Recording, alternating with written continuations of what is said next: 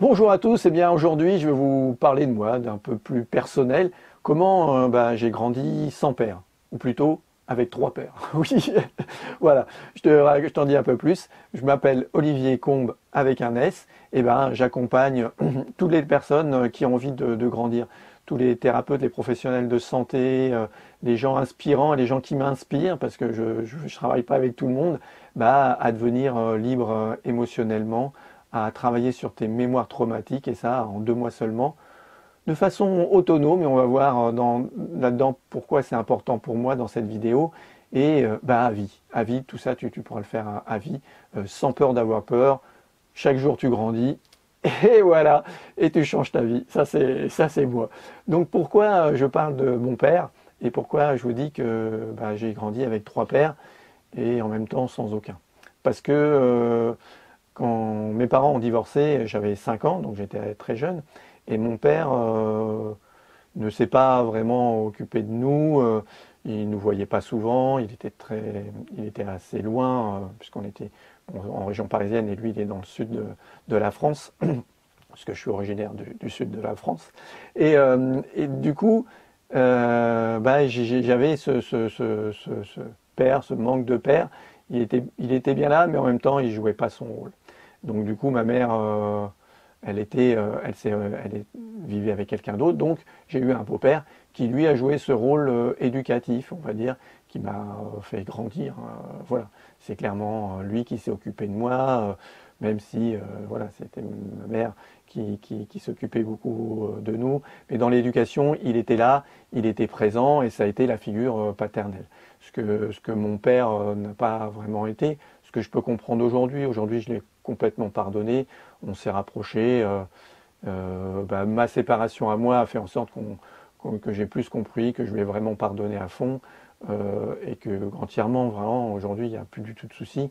On n'est pas très proches non plus, mais c'est plus du tout un souci. C'est quelque chose que, voilà, j'ai une belle relation avec lui, je l'aime beaucoup, et même si à une époque, je me suis posé la question, j'ai fait la psychothérapie pour savoir si j'aimais vraiment mon père.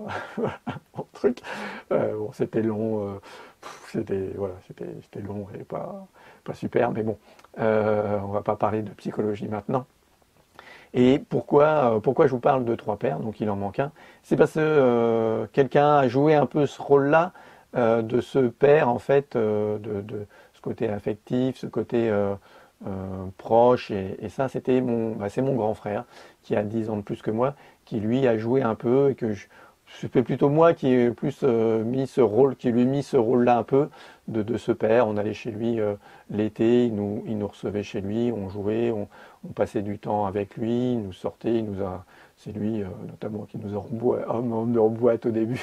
Bon, enfin, c'était un grand frère, voilà, qui était un peu paternaliste, qui était assez présent, et j'ai aussi identifié. Donc j'ai grandi avec ces 3 figures paternelles, et en même temps sans un vrai père. Mais c'est final, c'est pas grave, c'est ce qui m'a fait grandir, c'est ce qui m'a fait construire, et c'est surtout ce qui m'a amené, c'est là où je voulais en venir, c'est à l'autonomie. Ce qui aujourd'hui est important pour moi, c'est d'être autonome, et d'arriver à me débrouiller seul.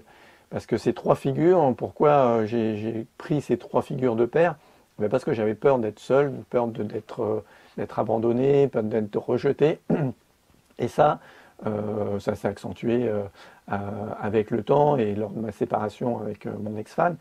Ça a été important, et c'est là où j'ai vraiment pris toute l'importance de l'autonomie, et ce que j'ai envie de partager, de transmettre aujourd'hui, c'est ça, c'est l'autonomie, c'est très important pour moi, et pour vous c'est très important. Parce que l'autonomie, ça va faire quoi? Ça va vous faire gagner en confiance en vous. Et la confiance en vous, elle va vous faire gagner en estime de vous. Vous allez donc plus vous aimer, et au final, la solution, c'est de s'aimer, de s'accepter comme on est. Et ça, c'est hyper important, l'autonomie. Ça ne veut pas dire qu'on fait tout seul, hein. On ne grandit pas tout seul, on ne fait pas les choses tout seul, mais en fait, d'apprendre à se dépasser, à oser faire les choses, à aller au-delà de ses peurs, d'avancer, d'oser, c'est d'être autonome, et de le faire avec ses propres capacités. Alors moi je vous l'apprends, moi je vous accompagne là-dessus, mais après vous pourrez le faire tout seul. c'est ce qui est important, ce qui est vraiment important pour moi, c'est que vous appreniez à le faire tout seul.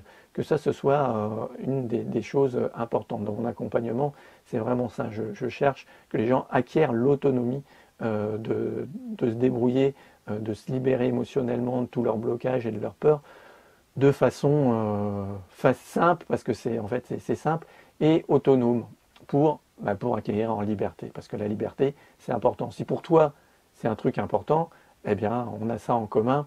Et moi, qui ai toujours été hyper sensible, du coup, j'avais besoin, on est souvent comme ça, les gens qui sont un peu différents, on va dire, les suréfficients mentaux, les gens hypersensibles, souvent on a tendance à aller chercher le réconfort chez quelqu'un, d'aller chercher, même si on est différent, on a envie de retrouver cette différence chez d'autres, tout ça. Et de fait d'être libre, autonome, pour moi c'est vraiment ça, c'est apprendre que oui, je suis différent aujourd'hui, je suis différent, je suis hypersensible, je pleure facilement dans certaines situations, mais en fait, c'est pas des pleurs de tristesse, tout ça. J'adore les émotions en fait, et quand je partage des émotions, je la vis. Donc effectivement, souvent, que ce soit de la joie, de la tristesse, de l'empathie. Pour moi, l'empathie, ça passe aussi par des pleurs des fois.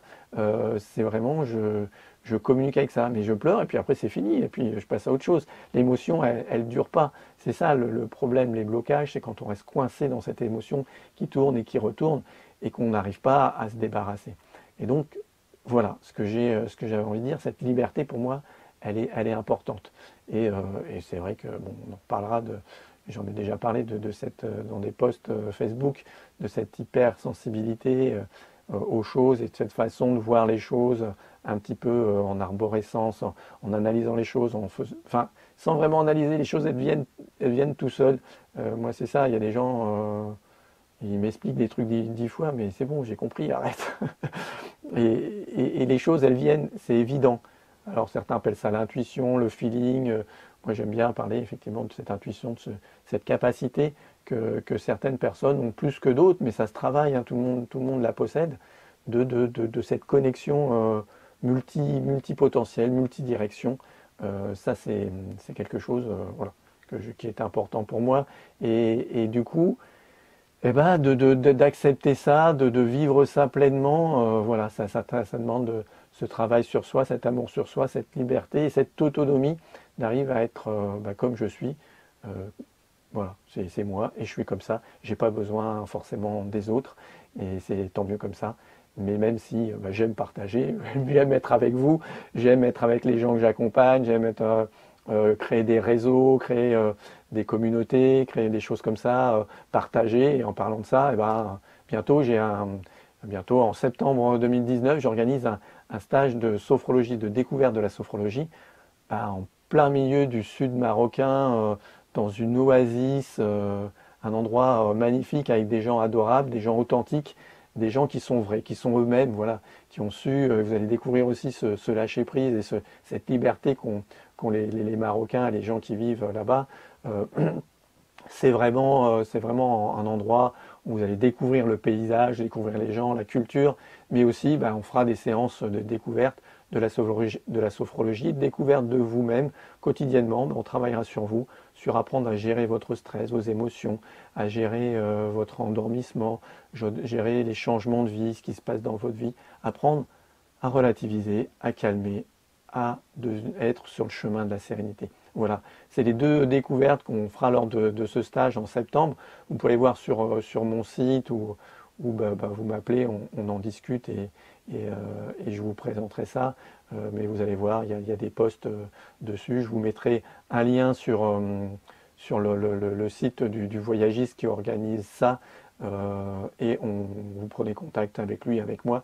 Vous verrez, vous posez des questions. Je vous répondrai, bien évidemment. Voilà ce que je voulais vous dire. L'autonomie, la liberté, voilà ce qui est important pour moi et ce que m'ont appris mes trois pères. Voilà, je vous souhaite une bonne journée, prenez bien soin de vous, au revoir.